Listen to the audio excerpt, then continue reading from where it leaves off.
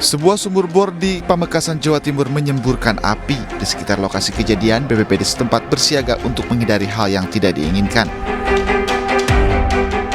Peristiwa ini menjadi tontonan warga. Aparat kepolisian setempat langsung turun ke lokasi dan memasang garis polisi. Polisi pun meminta warga untuk tidak mendekati sumur bor yang mengeluarkan api dengan radius 100 meter. Semburan api ini mungkin kita akan tutup dan kita akan melaksanakan penjagaan baik dari Polsek maupun dari Koramil. Nantinya kita buat sistem jaga. Yang jelas area yang ada semburan api ini akan kami lokalisir sampai dengan ada tindak lanjut dari BPBD. Akibat kejadian ini pemilik lahan Junaidi mengalami luka bakar. Menurut Junaidi, dia terluka saat ingin melihat sumur yang ia bor selama kurang lebih 10 hari. Namun tiba-tiba sumur bor itu mengeluarkan api dan mengenai dirinya. Saya tidak sadar apakah saya dinyalakan api atau tidak. Moro-moro saya pas parkir sudah motor, langsung api menyambar gitu loh. Jadi saya, ya Allah, apakah saya merokok? Saya nggak sadar pokoknya. Moro-moro saya sampai sana, pas tuh sudah motor, itu terjadi itu. Sambar api di saya gitu. Tiap hari memang ke sana Pak? Tiap pagi saya habis sholat subuh ke sana. Sebelumnya tidak ada sebelumnya? Tidak ada. Karena pagi justru malah sering malam juga saya ke sana. Tapi yang rutin aktif di pagi hari. Saat ini Junaidi masih mendapatkan perawatan, sementara penyebab keluarnya api dari sumur bor masih diselidiki oleh instansi terkait. Dari Pamekasan, Jawa Timur, Dedy Prianto, iNews melaporkan.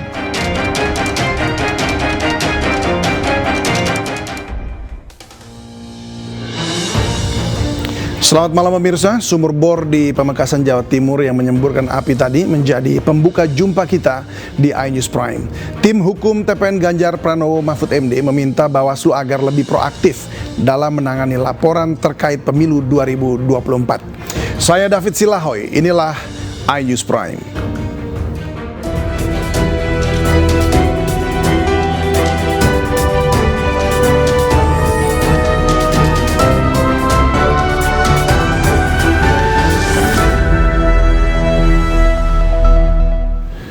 Kebakaran melanda sejumlah bangunan ruko dan tempat tinggal di Menteng Atas Setiabudi, Jakarta Selatan. Sementara itu, sebuah rumah di Ragunan, Pasar Minggu, Jakarta Selatan hangus terbakar. Kebakaran diduga akibat korsleting listrik dari atap rumah.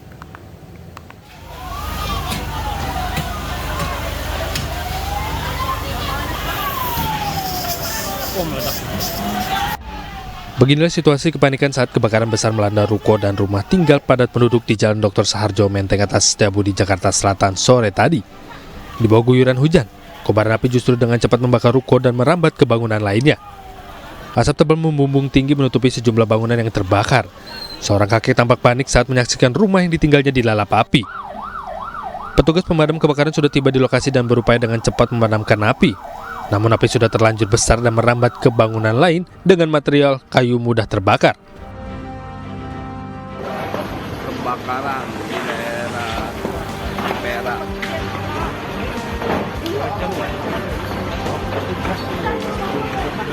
Sementara itu kobaran api melahap sebuah rumah tinggal di Ragunan, Pasar Minggu, Jakarta Selatan. Banyaknya material bangunan yang mudah terbakar membuat kobaran api cepat membesar. Petugas penanggulangan kebakaran dan penyelamatan yang tiba di lokasi langsung berusaha memadamkan api agar tidak merembet ke rumah-rumah di sekitarnya. Belum diketahui penyebab pasti kebakaran ini, namun dari informasi di lokasi kejadian, sumber api diduga berasal dari korsleting arus listrik yang terdapat di atap rumah tersebut. Kebakaran berhasil dipadamkan 1 jam kemudian, setelah petugas mengerahkan 17 unit armada pengangkut air dan 50 personil. Dari tim liputan iNews melaporkan. Rumah semi permanen di permukiman padat penduduk Umbul Harjo, Kota Yogyakarta, hangus terbakar hingga rata dengan tanah. 2 unit mobil pemadam kebakaran dikerahkan ke lokasi guna memadamkan api.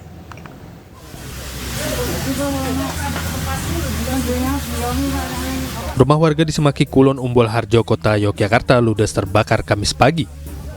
Besarnya kobaran api juga sempat membuat warga di kawasan permukiman padat penduduk tersebut panik. Diketahui api pertama kali terlihat dari atap bagian dapur dan menjalar ke seluruh rumah.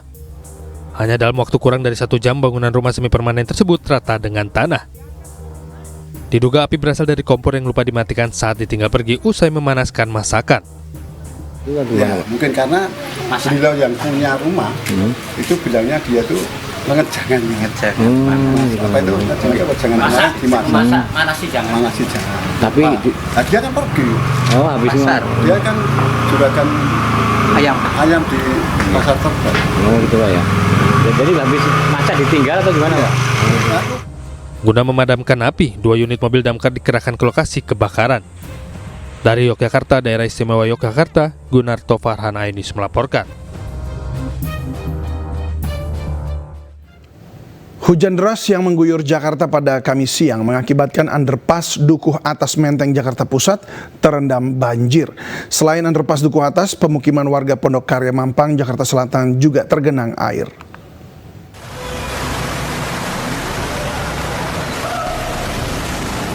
Hujan yang mengguyur Jakarta sepanjang Kamis siang mengakibatkan underpass Dukuh Atas Menteng Jakarta terendam air. Banjir setinggi setengah meter menggenangi kedua bidang jalan, baik yang mengarah dari Pasar Rumput menuju Penjompongan maupun sebaliknya. Selain masih buruknya saluran drainase, banjir juga diduga akibat tidak berfungsinya pompa penyedot, sehingga air hujan yang turun dengan intensitas tinggi kembali tumpah ke permukaan. Petugas damkar Jakarta Pusat langsung diterjunkan ke lokasi untuk menyedot air agar banjir tidak semakin tinggi dan melumpuhkan underpass.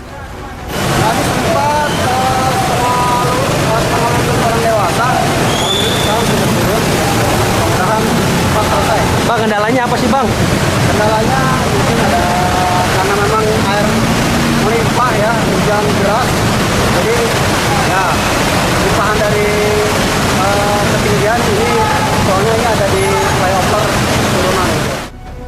Selain menyebabkan sejumlah kendaraan roda 2 mogok, banjir juga mengakibatkan arus lalu lintas terganggu.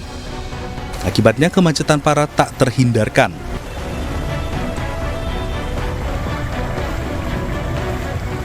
Kawasan pemukiman warga Pondok Karya, Mampang, Jakarta pada Kamis sore tergenang air setinggi 40 cm. Genangan terjadi karena meluapnya aliran air Kali Mampang yang berada tidak jauh dari pemukiman warga. Padahal mah hujannya kecil ya, biasanya mah air itu kali ini. Kali ya, meluap ya? Iya. Kiriman berarti dong? Iya. Emang di sini langganan banjir atau gimana Bu? Langganan banjir. Akibat dari genangan ini, aktivitas warga menjadi terganggu.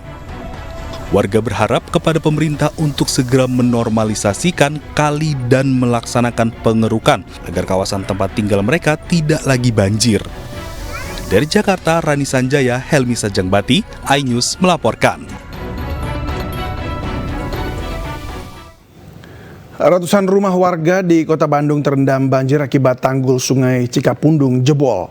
Sementara itu di kawasan Desa Sontang dan Bonai Darussalam, Kabupaten Rokan Hulu Riau, sudah 2 bulan terendam banjir.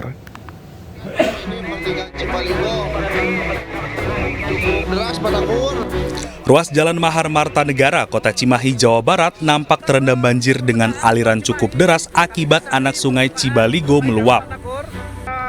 Akibatnya, ruas jalan nasional ini tidak bisa dilalui kendaraan dari 2 arah. Pengendara terpaksa berhenti untuk menunggu banjir reda. Selain itu, banjir juga mengepung sejumlah titik jalan lain, Jalan Jenderal Amir Mahmud, Jalan Kolonel Masturi, hingga Jalan Cihanjuang. Kondisi ini sempat memutus akses lalu lintas karena ketinggian air mencapai 50 cm. Terkait hal tersebut, petugas Satlantas Polres Cimahi sempat mengalihkan arus lalu lintas di beberapa titik untuk menghindari penumpukan kendaraan. Sementara itu di Kota Bandung, Jawa Barat, karena tak kuat menahan derasnya arus air, tanggul Sungai Cikapundung jebol hingga merendam ratusan rumah warga. Diketahui aliran banjir kiriman dari kawasan Lembang ini membawa material lumpur serta sampah. Tak hanya itu, banjir juga membuat akses jalan antar RW terputus karena arus sungai menerjang jembatan penghubung. Sementara itu, 2 bulan sudah banjir melanda kawasan Desa Sontang dan Bonai Darussalam, Kabupaten Rokan Hulu, Riau. Tak hanya rumah warga, banjir pun juga merendam akses jalan antar kabupaten. Akibatnya, aktivitas warga terganggu dan lumpuh. Terkait hal tersebut, Kapolda Riau bersama Danrem 031 Wirabima dengan menggunakan perahu karet menyerahkan bantuan sembako dan air bersih kepada warga terdampak banjir. Setidaknya memotivasi Bapak Ibu semua, teman-teman kami, masyarakat yang terdampak, dan juga menyerahkan ala kadarnya bantuan sosial. Saya kira itu. Untuk ketinggian air sendiri, seperti apa Jenderal yang kita lihat, Jenderal? Ya alhamdulillah, memang sudah beberapa hari ini sudah mulai menurun ya. Tadi mungkin sekitar 50, 60, sampai 80 cm. Selain menyerahkan bantuan, posko kesehatan dan dapur umum juga didirikan di lokasi tersebut. Hal ini guna memfasilitasi warga yang terserang penyakit pasca banjir. Dari Tim Liputan iNews melaporkan. Erupsi Gunung Semeru di Lumajang, Jawa Timur semakin intens terjadi. Guguran material vulkanik juga terpantau dengan jarak luncur sejauh 800 meter.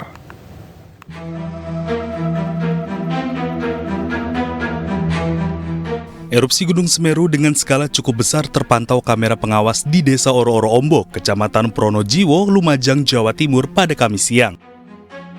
Dari kamera pengawas, Kawah Jonggring Saloko menyemburkan abu vulkanik dan bebatuan dengan tinggi kolom asap mencapai 400 hingga 700 meter dari puncak Gunung Semeru. Dalam 12 jam terakhir, Gunung Semeru terpantau alami 6 kali letusan dengan kekuatan sedang hingga besar.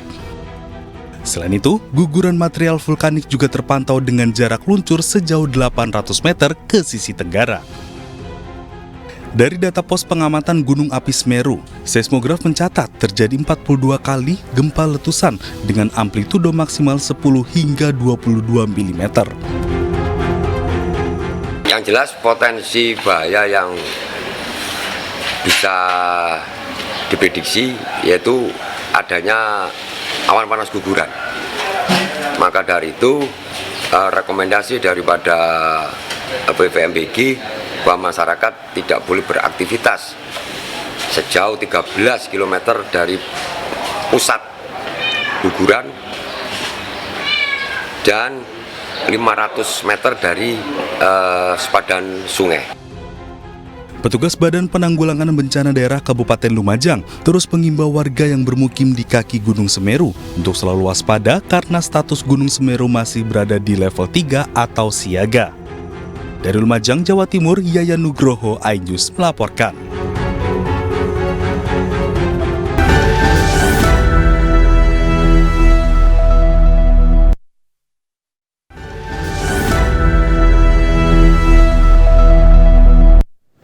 Anda masih menyaksikan iNews Prime. Heboh di Kabupaten Sukoharjo, Jawa Tengah ditemukan baliho Dandim Sukoharjo bersama Capres-Cawapres Prabowo Gibran. Temuan ini tengah ditindaklanjuti Bawaslu setempat.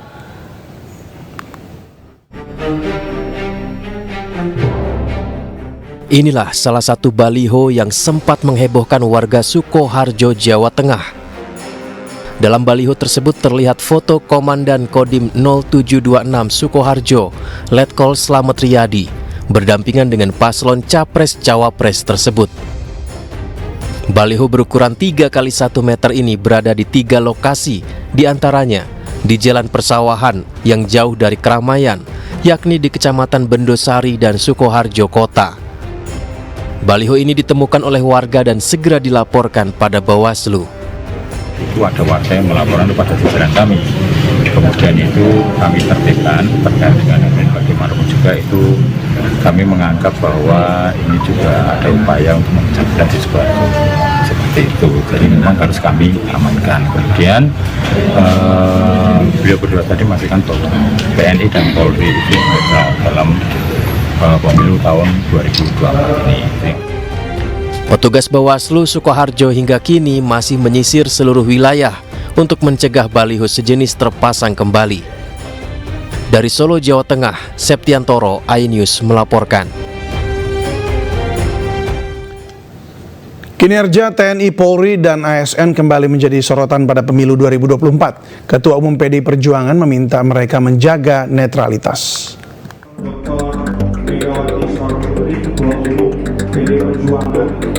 Netralitas aparatur sipil negara dan TNI, Polri kembali menjadi sorotan.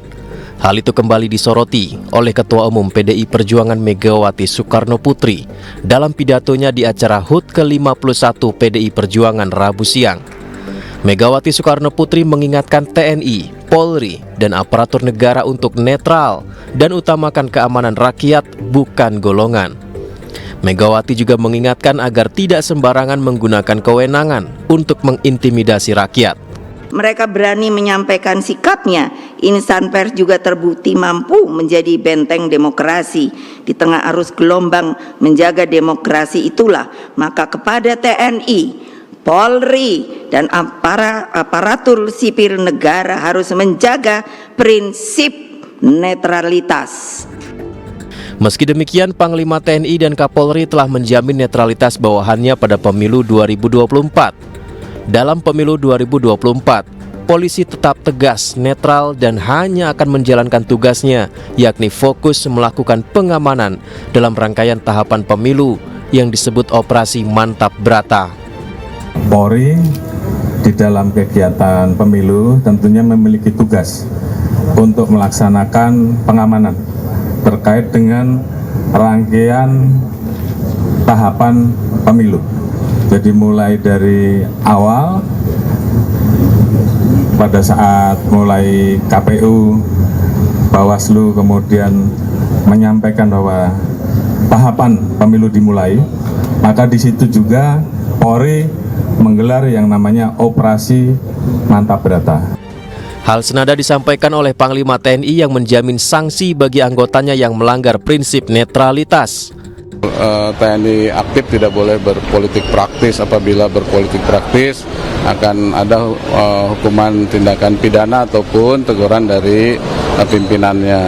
Dan kita juga dengan Polri sudah membuat deklarasi damai. Meski demikian, banyak fakta di lapangan yang berkata sebaliknya. Publik menanti tindak lanjut dari temuan pelanggaran yang terjadi dan menanti sanksi bagi oknum yang melanggar netralitas. Dari Jakarta, Tim Liputan iNews melaporkan. Tim hukum TPN Ganjar Pranowo Mahfud MD mendatangi Bawaslu RI. TPN meminta Bawaslu agar lebih proaktif dalam menangani laporan terkait pemilu 2024.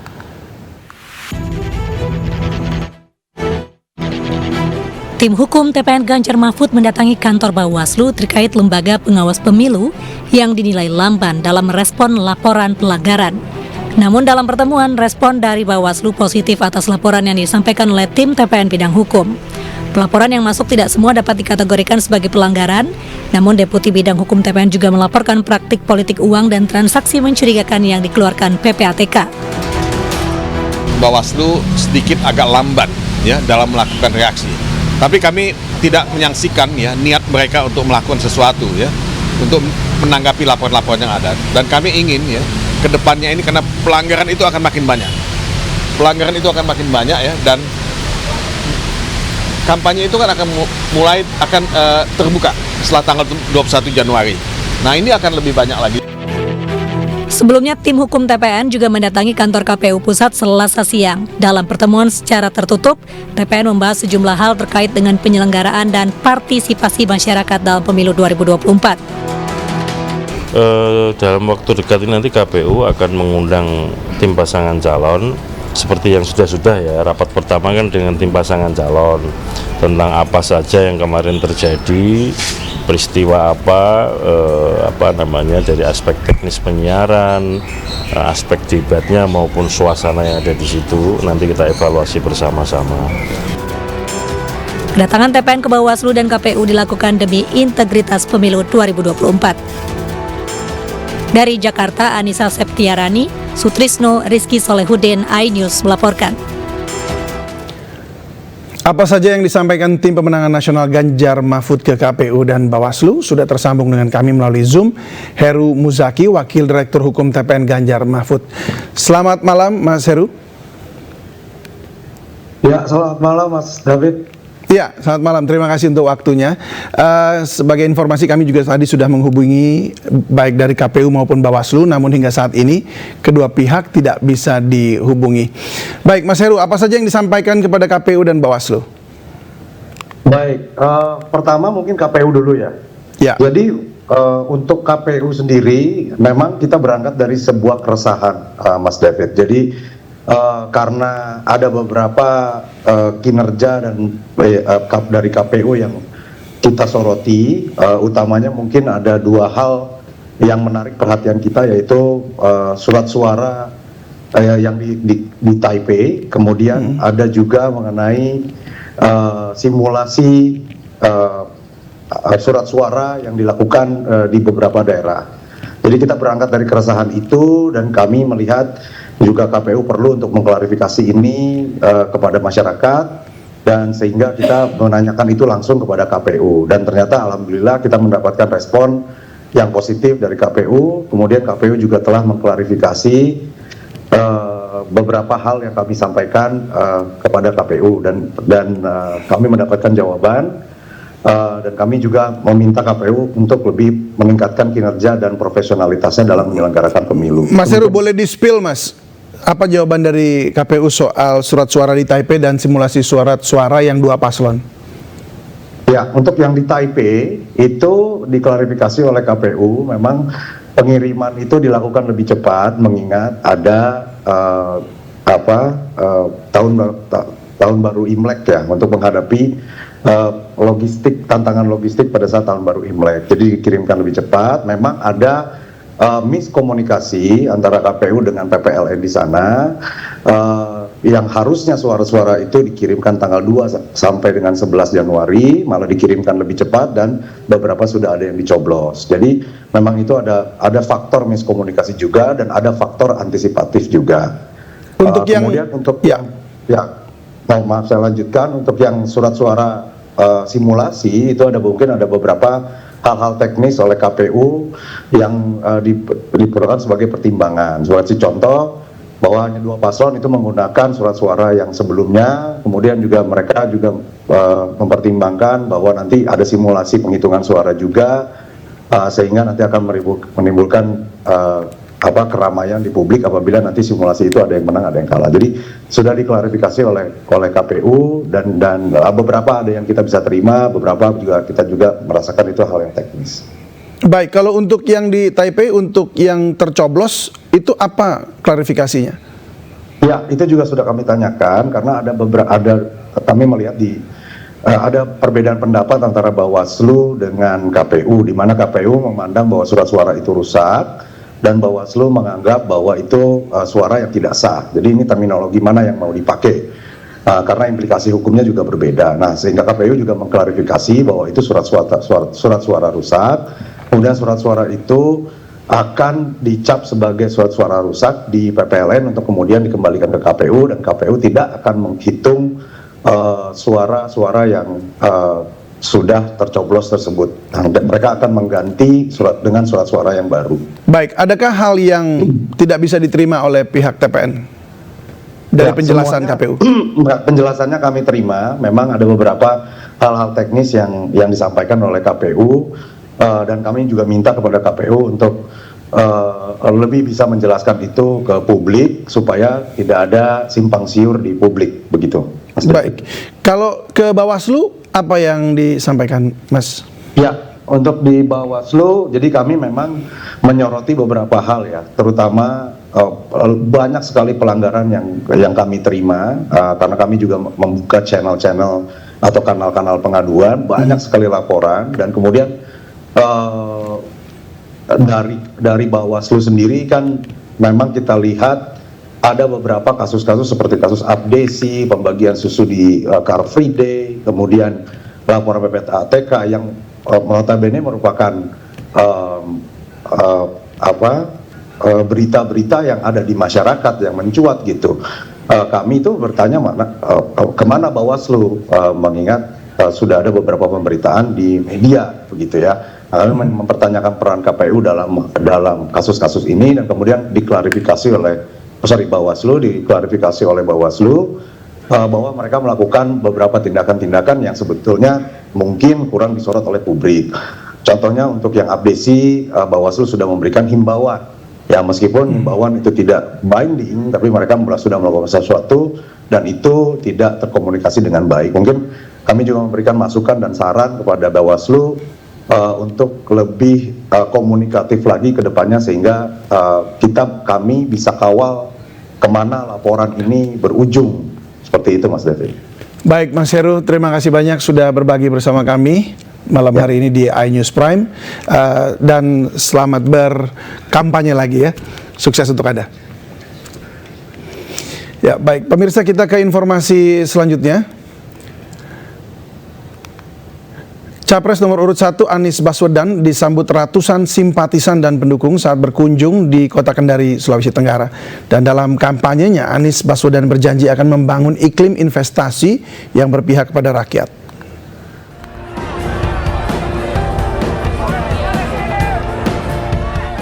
Calon Presiden nomor urut 1 Anies Baswedan disambut oleh ratusan simpatisan dan pendukung di Kendari, Sulawesi Tenggara. Di hadapan para pendukungnya, Anies berjanji memberikan perubahan terhadap iklim investasi di Sulawesi Tenggara, utamanya dalam sektor pertambangan. Ia menyampaikan rencananya untuk membangun investasi padat karya di Sulawesi Tenggara yang bisa menyerap lebih banyak tenaga kerja. Tidak hanya itu, Anies juga menilai investasi pertambangan di Sulawesi Tenggara belum berpihak kepada rakyat. Bahkan kerusakan lingkungan akibat pertambangan memberikan dampak buruk bagi warga lingkar. Karena itu ke depan yang kita mau dorong apa? Investasi yang menyerap tenaga kerja supaya mereka yang sudah selesai sekolah, kuliah, ada lapangan kerja. Anies berjanji jika terpilih akan menciptakan investasi di berbagai sektor agar menyerap sebanyak mungkin tenaga kerja.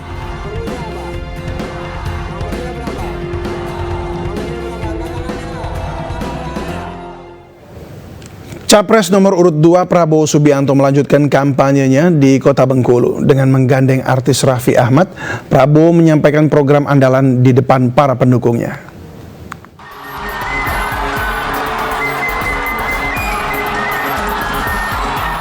Dengan ditemani artis Raffi Ahmad dan Menteri Perdagangan Zulkifli Hasan, calon Presiden nomor urut 2 Prabowo Subianto menyapa ribuan simpatisan dan pendukungnya di Gedung Balai Buntar, Kota Bengkulu. Di depan para pendukungnya, Prabowo menyampaikan salah satu program unggulan pasangan Prabowo Gibran, yaitu strategi transformasi bangsa. Prabowo berjanji akan mengajak pemuda-pemudi terbaik bangsa untuk mengelola sumber alam serta memakmurkan rakyat Indonesia. Prabowo juga memastikan untuk meneruskan program hilirisasi milik Presiden Joko Widodo. Kita akan mengelola kekayaan itu supaya ada nilai tambah yang sangat besar. Nilai tambahnya, saya bersumpah kepada rakyat Indonesia, nilai tambahnya akan kita pergunakan sebesar-besarnya untuk rakyat Indonesia.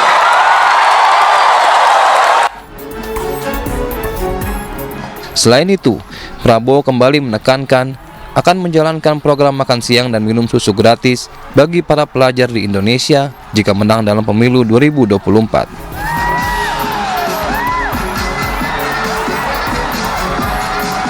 Dari Kota Bengkulu, Endro Dwirawan, iNews melaporkan.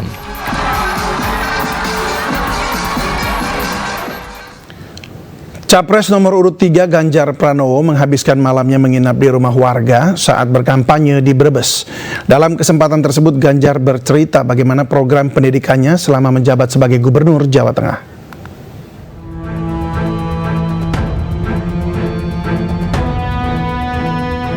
Bermalam di rumah warga merupakan salah satu agenda rutin Ganjar saat berkampanye di berbagai daerah. Kali ini Ganjar berkesempatan bermalam di rumah milik Ibu Waidah, seorang guru honorer, dan anaknya Fikri Haikal, seorang alumni SMKN Jateng Semarang di Jalan Arjuna, Kelurahan Selerok, Tegal, Jawa Tengah. Dalam kesempatan tersebut, Ganjar bercerita bagaimana program pendidikannya selama menjabat sebagai Gubernur Jateng dapat menghantarkan Fikri ke pendidikan yang lebih tinggi hingga mendapat pekerjaan. Iya, ini nginep di rumah warga yang anaknya alumni SMK Jateng. Jadi rumah ini ternyata dibangun oleh anaknya 80 juta kalau nggak salah.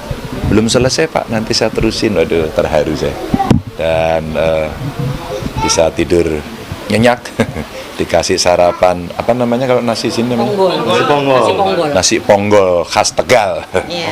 Kayak apa sih, rames gitu, enak banget. Dan saya senang mendengar cerita orang tuanya, anaknya yang sekolah di SMK Jateng ini budi pekertinya baik, anak yang bertanggung jawab, kerjanya profesional.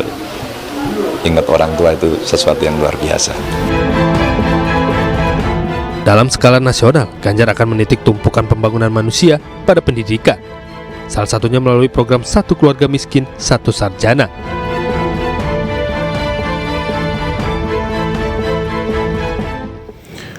Cawapres nomor urut 3 Mahfud MD menghadiri akad nikah putra bungsu Adipati Pakualaman.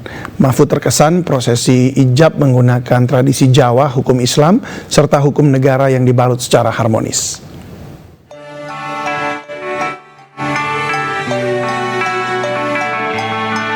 Bertempat di Kompleks Pura Pakualaman, Mahfud MD, calon wakil presiden Partai Perindo nomor urut 3, menghadiri prosesi akad nikah putra bungsu Adipati Pakualaman, Kanjeng Gusti Pangeran Adipati Karya Pakualam 10. Bendara Pangeran Karya Kusumo Kunto Nugroho dengan Dr. Laili Anissa Kusumastuti Rabu siang. Mahfud mengaku beruntung diundang dalam peristiwa sakral bernuansa tradisi ini. Mahfud semakin terkesan saat proses akad disambut tradisi Jawa yang dipadukan dengan hukum Islam serta hukum negara. Tradisi seperti ini memang menjadikan pernikahan lebih mengesankan. Saya beruntung bisa hadir di acara yang lebih bernuansa tradisi adiluhung kita. Ini tadi satu pernikahan yang mencampurkan antara tradisi yang sangat indah dicampurkan dengan hukum Islam, dicampur juga dengan hukum negara yang sangat harmonis sehingga pernikahan berlangsung dengan sangat mengesankan. Mahfud pun mendoakan yang terbaik bagi kedua mempelai agar bisa hidup rukun dan tentram serta penuh kasih sayang. Dari kota Yogyakarta, daerah istimewa Yogyakarta, Galuh Wisma, iNews melapor. Calon Presiden dan Wakil Presiden nomor urut 3 Ganjar Mahfud unggul di Jawa Timur dan Jawa Tengah berdasarkan hasil survei Gagas Lintas Data atau galidata.id. Selain itu, program kerja paslon nomor urut 3 paling disukai masyarakat dibandingkan paslon nomor urut 1 dan 2.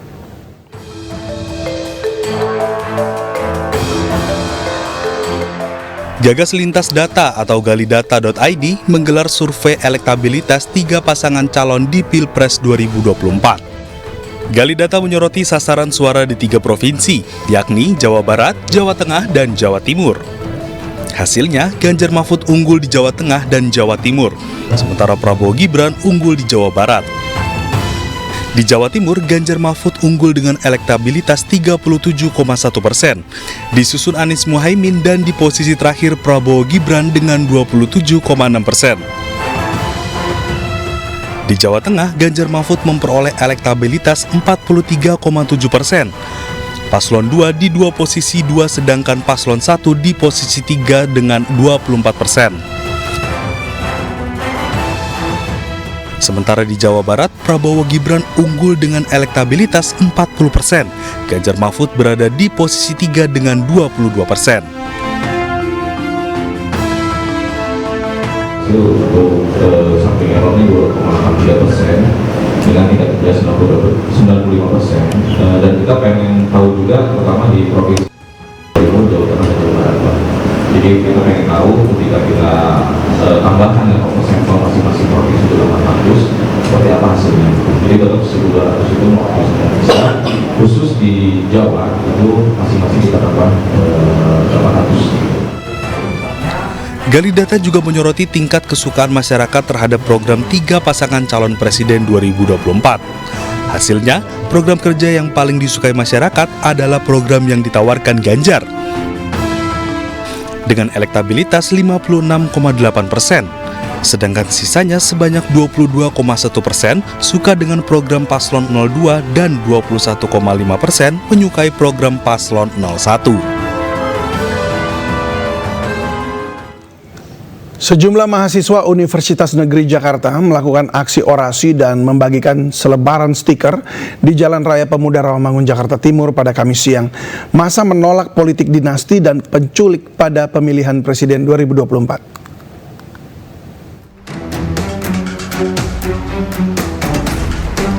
Sejumlah mahasiswa Fakultas Sosial Universitas Negeri Jakarta berunjuk rasa di depan kampus di Jalan Raya Pemuda Rawamangun, Jakarta Timur pada Kamis siang. Dalam aksinya mereka menyampaikan sedikitnya 5 tuntutan, diantaranya menolak politik dinasti dan meminta kasus pelanggaran HAM diselesaikan. Kita berat para koruptor, karena dari data yang kita lihat 60% para koruptor ini diisi oleh para politisi, yang mana pada saat ini, pada saat pemilu, koruptor ini pun masih bisa untuk dicalonkan sebagai legislatif. Terus yang ketiga, kita menolak adanya politik dinasti yang terjadi pada hari ini. Pemerintah seakan terbuka begitu jelas melakukan politik dinasti, praktik-praktik pada hari ini tuh terlihat sangat jelas gitu. Dalam aksinya, mahasiswa juga membagikan selebaran dan stiker Indonesia menolak dinasti politik dan penculik. Aksi mahasiswa tolak politik dinasti ini diklaim dilakukan serentak lebih dari 700 kampus di Indonesia. Dari Jakarta, Rio Manik melaporkan.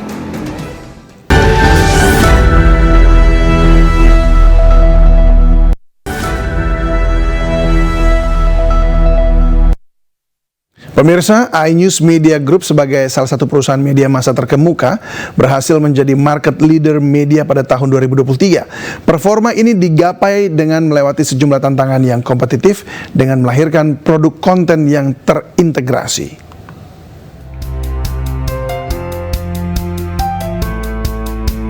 Eksekutif Chairman MNC Group Haritanu Sudibyo memimpin rapat kerja nasional iNews Media Group bertajuk Sustainable Growth Through Collaboration di MNC Conference Hall, iNews Tower, Jakarta Pusat. Rapat ini fokus pada kinerja iNews Media Group untuk tetap menjadi perusahaan media terbesar dan nomor 1 di tanah air. Eksekutif Chairman MNC Group Haritanu Sudibyo menekankan agar iNews Media Group memahami target market dan ekosistem produk yang disesuaikan dengan sistem integrasi platform. Kita harus paham konten positioning kita itu target marketnya apa, ya, dari situ pasti akan semuanya menyesuaikan. Menyesuaikan itu apa? Cara kita mempromosikan, markupnya, marketing communication-nya pasti beda. Karena segmennya kan beda, ya kan? Terus dalam kita membundling sales-nya juga pasti beda. Kita harus bisa lebih dari sekedar nomor 1, mempertahankan kondisi yang saat ini. Lalu dari sisi komersial tentunya kita harus lebih besar lagi dibandingkan tahun-tahun sebelumnya supaya kita bisa lebih mensejahterakan karyawan-karyawan kita yang ada. Di tahun 2023, iNews Media Group sukses menorehkan pencapaian dengan peningkatan aspek performa dan komersial media yang memimpin industri media di tanah air. Dari Jakarta, Esra Ambarita, Damar Wicaksono, iNews melaporkan. Gara-gara pintu masuk pasar di program parkir elektronik berbayar, ratusan emak-emak pedagang pasar tradisional berunjuk rasa di kantor Wali Kota Pasuruan. Mereka menolak parkir elektronik karena penghasilan menurun drastis usai sepi pembeli. Dan pemirsa, informasi tadi akan sekaligus menutup iNews Prime pada malam hari ini. Saya David Silahoy dan kerabat kerja yang bertugas undur diri. Terima kasih dan sampai jumpa.